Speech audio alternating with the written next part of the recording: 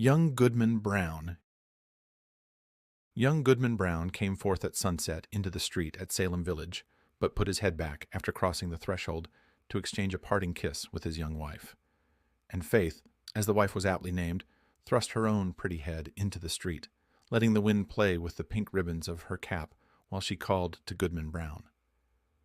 "Dearest heart," whispered she, softly and rather sadly, when her lips were close to his ear, "prithee, put off your journey until sunrise and sleep in your own bed tonight. A lone woman is troubled with such dreams and such thoughts that she's afeard of herself sometimes. Pray tarry with me this night, dear husband, of all nights in the year." "My love and my faith," replied young Goodman Brown, "of all nights in the year, this one night must I tarry away from thee.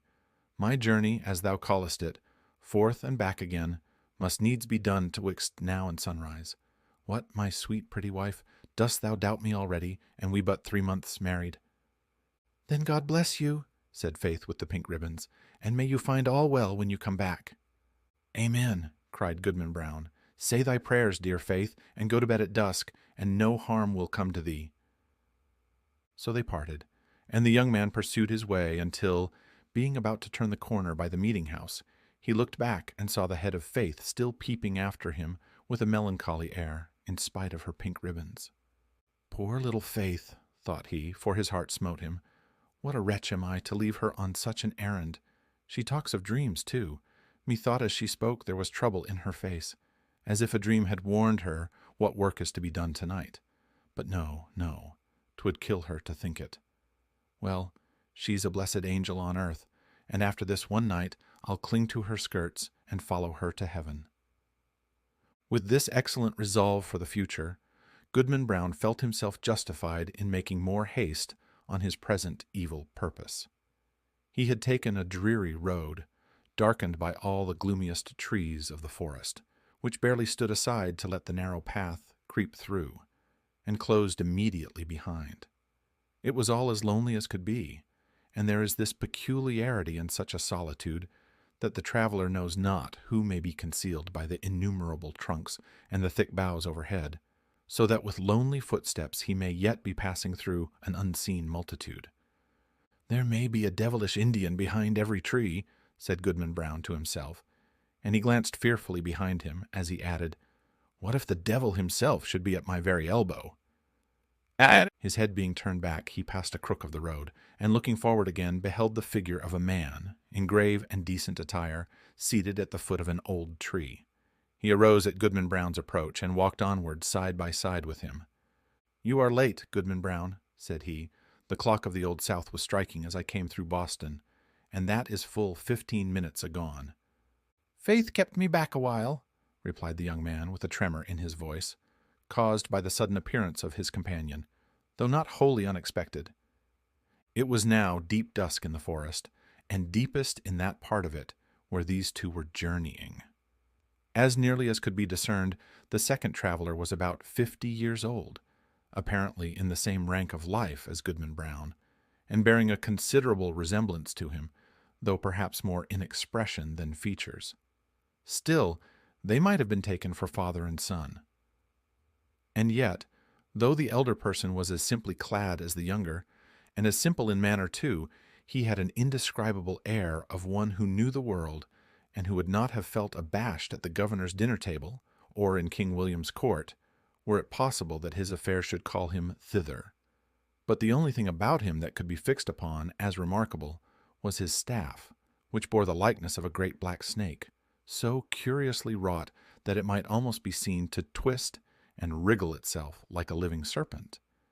This, of course, must have been an ocular deception, assisted by the uncertain light. "Come, Goodman Brown," cried his fellow traveler, "this is a dull pace for the beginning of a journey. Take my staff, if you are so soon weary." "Friend," said the other, exchanging his slow pace for a full stop, "having kept covenant by meeting thee here, it is my purpose now to return whence I came. I have scruples touching the matter thou wottest of." "Sayest thou so?" replied he of the serpent, smiling apart. "Let us walk on, nevertheless, reasoning as we go, and if I convince thee not, thou shalt turn back. We are but a little way in the forest yet."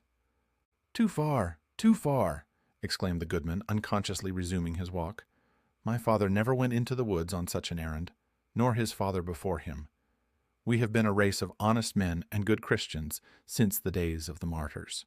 And shall I be the first of the name of Brown that ever took this path and kept?" "Such company, thou wouldst say," observed the elder person, interpreting his pause. "Well said, Goodman Brown. I have been as well acquainted with your family as with ever a one among the Puritans, and that's no trifle to say. I helped your grandfather, the constable, when he lashed the Quaker woman so smartly through the streets of Salem, and it was I that brought your father a pitch-pine knot, kindled at my own hearth, to set fire to an Indian village in King Philip's war. They were my good friends, both, and many a pleasant walk have we had along this path, and returned merrily after midnight. I would fain be friends with you for their sake." "If it be as thou sayest," replied Goodman Brown, "I marvel they never spoke of these matters, or verily I marvel not, seeing that the least rumor of the sort would have driven them from New England. We are a people of prayer and good works to boot, and abide no such wickedness." "Wickedness or not," said the traveler with the twisted staff, "I have a very general acquaintance here in New England. The deacons of many a church have drunk the communion wine with me. The selectmen of divers towns make me their chairman, and a majority of the great and general court are firm supporters of my interest. The governor and I, too, but these are state secrets." "Can this be so?" cried Goodman Brown with a stare of amazement at his undisturbed companion. "Howbeit, I have nothing to do with the governor and council. They have their own ways, and are no rule for a simple husbandman like me. But were I to go on with thee, how should I meet the eye of that good old man, our minister, at Salem village? Oh, his voice would make me tremble both Sabbath day and lecture day." Thus far, the elder traveler had listened with due gravity, but now burst into a fit of irrepressible mirth, shaking himself so violently that his snake-like staff actually seemed to wriggle in sympathy. "Ha, ha, ha!" shouted he again and again. Then composing himself, "Well, go on, Goodman Brown, go on, but prithee don't kill me with laughing." "Well, then, to end the matter at once," said Goodman Brown, considerably nettled, "there is my wife, Faith. It would break her dear little heart, and I'd rather break my own." "Nay, if that be the case," answered the other, "e'en go thy ways, Goodman Brown. I would not for 20 old women like the one hobbling before us, that Faith should come to any harm." As he spoke, he pointed his staff at a female figure on the path, in whom Goodman Brown recognized a very pious and exemplary dame, who had taught him his catechism in youth, and was still his moral and spiritual adviser, jointly with the minister and Deacon Gookin. "A marvel, truly, that Goody Cloyes should be so far in the wilderness at nightfall," said he. "But with your leave, friend, I shall take a cut through the woods until we have left this Christian woman behind. Being a stranger to you, she might ask whom I was consorting with, and whither I was going." "Be it so," said his fellow traveler. "Betake you to the woods, and let me keep the path." Accordingly, the young man turned aside, but took care to watch his companion, who advanced softly along the road until he had come within a staff's length of the old dame. She, meanwhile, was making the best of her way, with singular speed for so aged a woman, and mumbling some indistinct words, a prayer, doubtless, as she went. The traveler put forth his staff and touched her withered neck with what seemed the serpent's tail. "The devil!" screamed the pious old lady. "Then Goody Cloyes knows her old friend?" observed the traveler, confronting her and leaning on his writhing stick. "Ah, forsooth, and is it your worship indeed?" cried the good dame. "Yea, truly is it, and in the very image of my old gossip, Goodman Brown, the grandfather of the silly fellow that now is. But, would your worship believe it?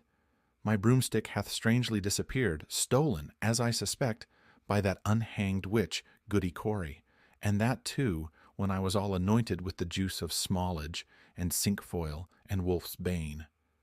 Mingled with fine wheat, and the fat of a newborn babe," said the shape of old Goodman Brown. "Ah, your worship knows the recipe," cried the old lady, cackling aloud. "So, as I was saying, being all ready for the meeting, and no horse to ride on, I made up my mind to foot it. For they tell me there is a nice young man to be taken into communion tonight. But now your good worship will lend me your arm, and we shall be there in a twinkling." "That can hardly be," answered her friend. "I may not spare you my arm, Goody Cloyes, but here is my staff, if you will." So saying, he threw it down at her feet, where, perhaps, it assumed life, being one of the rods which its owner had formerly lent to the Egyptian magi. Of this fact, however, Goodman Brown could not take cognizance. He had cast up his eyes in astonishment, and looking down again beheld neither Goody Cloyes nor the serpentine staff, but his fellow traveler alone, who waited for him as calmly as if nothing had happened. "That old woman taught me my catechism," said the young man, and there was a world of meaning in this simple comment. They continued to walk onward, while the elder traveler exhorted his companion to make good speed and persevere in the path, discoursing so aptly that his argument seemed rather to spring up in the bosom of his auditor than to be suggested by himself. As they went, he plucked a branch of maple to serve for a walking stick, and began to strip it of the twigs and little boughs, which were wet with evening dew.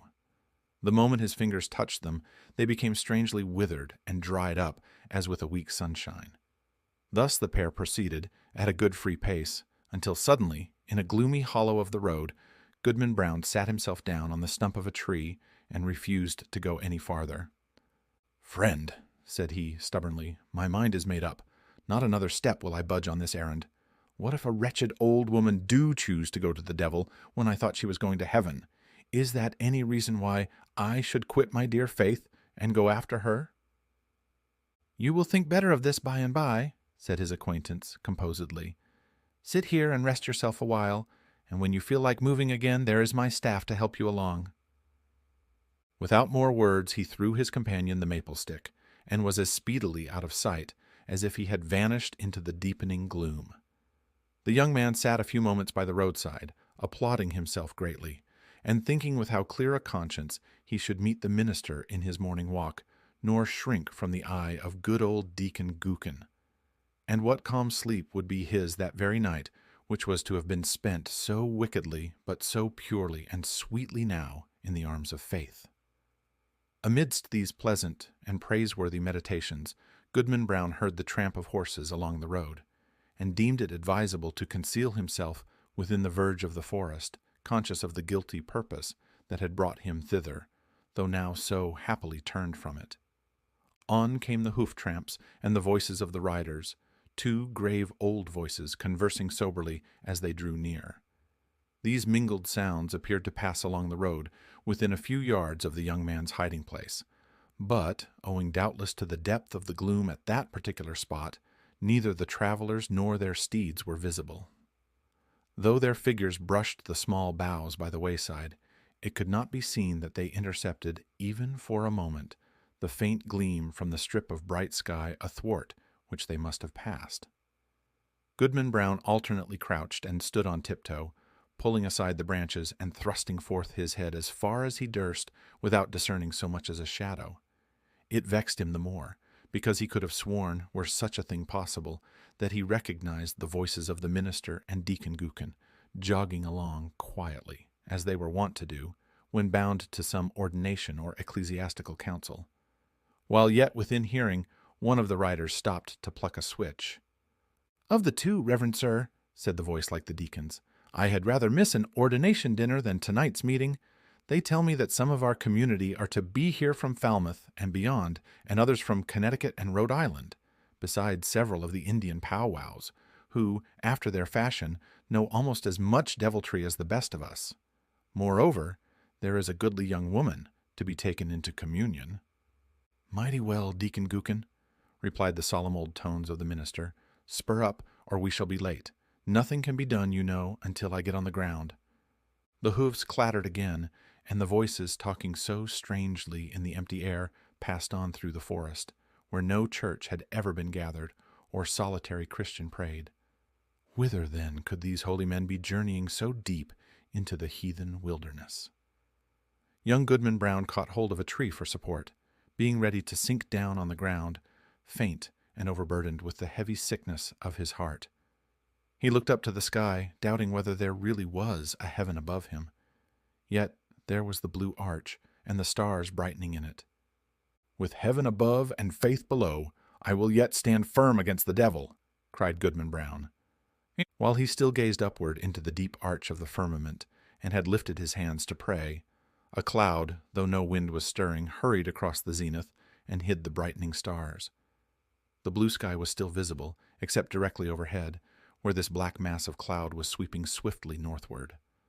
Aloft in the air, as if from the depths of the cloud, came a confused and doubtful sound of voices. Once the listener fancied that he could distinguish the accents of townspeople of his own, men and women, both pious and ungodly, many of whom he had met at the communion table, and had seen others rioting at the tavern. The next moment, so indistinct were the sounds, he doubted whether he had heard aught but the murmur of the old forest, whispering without a wind. Then came a stronger swell of those familiar tones, heard daily in the sunshine at Salem Village, but never until now from a cloud of night. There was one voice of a young woman, uttering lamentations, yet with an uncertain sorrow, and entreating for some favor, which perhaps it would grieve her to obtain. And all the unseen multitude, both saints and sinners, seemed to encourage her onward. "Faith!" shouted Goodman Brown in a voice of agony and desperation, and the echoes of the forest mocked him, crying, "Faith! Faith!" as if bewildered wretches were seeking her all through the wilderness. The cry of grief, rage, and terror was yet piercing the night, when the unhappy husband held his breath for a response. There was a scream, drowned immediately in a louder murmur of voices, fading into far-off laughter, as the dark cloud swept away, leaving the clear and silent sky above Goodman Brown. But something fluttered lightly down through the air and caught on the branch of a tree. The young man seized it and beheld a pink ribbon. "My faith is gone!" cried he after one stupefied moment. "There is no good on earth, and sin is but a name. Come, devil, for to thee is this world given." And maddened with despair, so that he laughed loud and long, did Goodman Brown grasp his staff and set forth again, then at such a rate that he seemed to fly along the forest path rather than to walk or run. The road grew wilder and drearier and more faintly traced, and vanished at length, leaving him in the heart of the dark wilderness, still rushing onward with the instinct that guides mortal man to evil. The whole forest was peopled with frightful sounds, the creaking of the trees, the howling of wild beasts, and the yell of Indians, while sometimes the wind tolled like a distant church bell, and sometimes gave a broad roar around the traveler, as if all nature were laughing him to scorn. But he was himself the chief horror of the scene, and shrank not from its other horrors. "Ha, ha, ha," roared Goodman Brown when the wind laughed at him. "Let us hear which will laugh loudest. Think not to frighten me with your deviltry. Come witch, come wizard, come Indian powwow, come devil himself, and here comes Goodman Brown. You may as well fear him as he fear you." In truth, all through the haunted forest there could be nothing more frightful than the figure of Goodman Brown. On he flew among the black pines, brandishing his staff with frenzied gestures, now giving vent to an inspiration of horrid blasphemy, and now shouting forth such laughter as set all the echoes of the forest laughing like demons around him. The fiend in his own shape is less hideous than when he rages in the breast of man. Thus sped the demoniac on his course, until, quivering among the trees, he saw a red light before him, as when the felled trunks and branches of a clearing have been set on fire, and throw up their lurid blaze against the sky at the hour of midnight. He paused, in a lull of the tempest that had driven him onward, and heard the swell of what seemed a hymn, rolling solemnly from a distance with the weight of many voices. He knew the tune. It was a familiar one in the choir of the village meeting-house. The verse died heavily away and was lengthened by a chorus, not of human voices, but of all the sounds of the benighted wilderness, pealing in awful harmony together. Goodman Brown cried out, and his cry was lost to his own ear by its unison with the cry of the desert. In the interval of silence, he stole forward until the light glared full upon his eyes. At one extremity of an open space, hemmed in by the dark wall of the forest, arose a rock, bearing some rude natural resemblance either to an altar or a pulpit, and surrounded by 4 blazing pines, their tops aflame, their stems untouched, like candles at an evening meeting. The mass of foliage that had overgrown the summit of the rock was all on fire, blazing high into the night and fitfully illuminating the whole field. Each pendant twig and leafy festoon was in a blaze. As the red light arose and fell, a numerous congregation alternately shone forth, then disappeared in shadow, and again grew, as it were, out of the darkness, peopling the heart of the solitary woods at once. "A grave and dark-clad company," quoth Goodman Brown. In truth, they were such. Among them, quivering to and fro between gloom and splendor, appeared faces that would be seen next day at the council board of the province, and others which, Sabbath after Sabbath, looked devoutly heavenward, and benignantly over the crowded pews, from the holiest pulpits in the land. Some affirmed that the lady of the governor was there. At least there were high dames well known to her, and wives of honored husbands, and widows a great multitude, and ancient maidens, all of excellent repute, and fair young girls who trembled lest their mothers should espy them. Either the sudden gleams of light flashing over the obscure field bedazzled Goodman Brown, or he recognized a score of the church members of Salem village famous for their especial sanctity. Good old Deacon Gookin had arrived and waited at the skirts of that venerable saint, his revered pastor. But, irreverently consorting with these grave, reputable, and pious people, these elders of the church, these chaste dames and dewy virgins, there were men of dissolute lives and women of spotted fame, wretches given over to all mean and filthy vice, and suspected even of horrid crimes. It was strange to see that the good shrank not from the wicked, nor were the sinners abashed by the saints. Scattered also among their pale-faced enemies were the Indian priests, or powwows, who had often scared their native forest with more hideous incantations than any known to English witchcraft. "But where is faith?" thought Goodman Brown, and as hope came into his heart, he trembled. Another verse of the hymn arose, a slow and mournful strain, such as the pious love, but joined to words which expressed all that our nature can conceive of sin, and darkly hinted at far more. Unfathomable to mere mortals is the lore of fiends. Verse after verse was sung, and still the chorus of the desert swelled between, like the deepest tone of a mighty organ.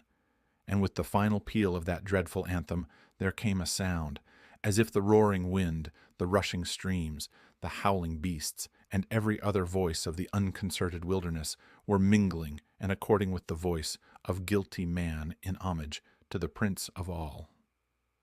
The 4 blazing pines threw up a loftier flame, and obscurely discovered shapes and visages of horror on the smoke wreaths above the impious assembly. At the same moment the fire on the rock shot redly forth and formed a glowing arch above its base, where now appeared a figure. With reverence be it spoken, the figure bore no slight similitude, both in garb and manner, to some grave divine of the New England churches. "Bring forth the converts!" cried a voice that echoed through the field and rolled into the forest.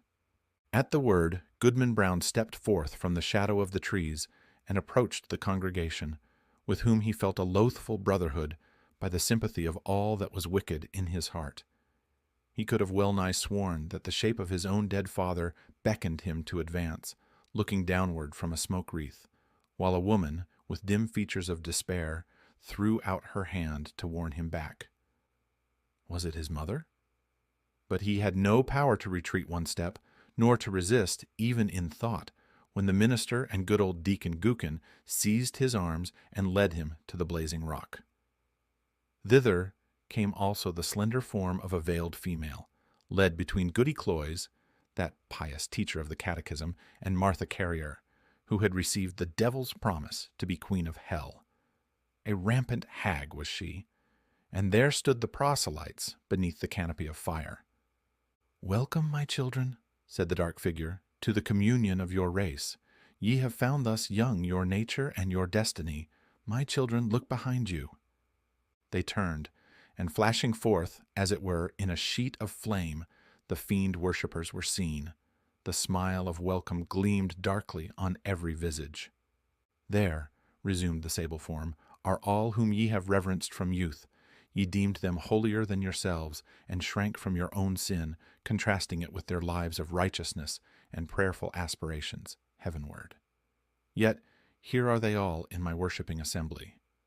This night it shall be granted you to know their secret deeds, how hoary bearded elders of the church have whispered wanton words to the young maids of their households. How many a woman, eager for widow's weeds, has given her husband a drink at bedtime and let him sleep his last sleep in her bosom. How beardless youths have made haste to inherit their father's wealth. And how fair damsels, blush not, sweet ones, have dug little graves in the garden, and bidden me, the sole guest, to an infant's funeral. By the sympathy of your human hearts for sin, ye shall scent out all the places, whether in church, bedchamber, street, field, or forest, where crime has been committed, and shall exult to behold the whole earth one stain of guilt, one mighty blood spot. Far more than this, it shall be yours to penetrate, in every bosom, the deep mystery of sin, the fountain of all wicked arts, and which inexhaustibly supplies more evil impulses than human power, than my power at its utmost, can make manifest in deeds. And now, my children, look upon each other.